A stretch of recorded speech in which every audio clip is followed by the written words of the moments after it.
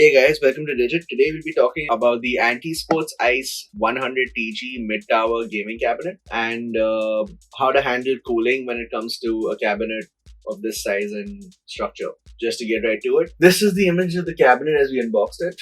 This cabinet comes with one fan in the rear, specifically this one. It also has the capacity of holding at least 3 more fans, here, here and here, which is ideal if you want to ensure a smooth flow of cooling through the cabinet. The rear fan that comes with this cabinet is an exhaust fan.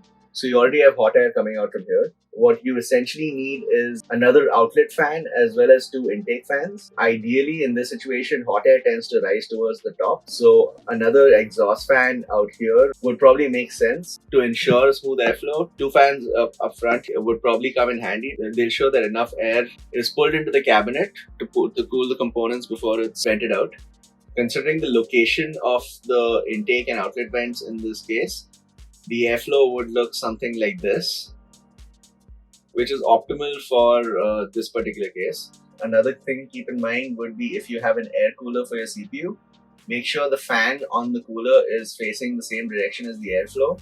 If you set up the fan to make sure that air flows from the front to the back, that would be ideal for any system.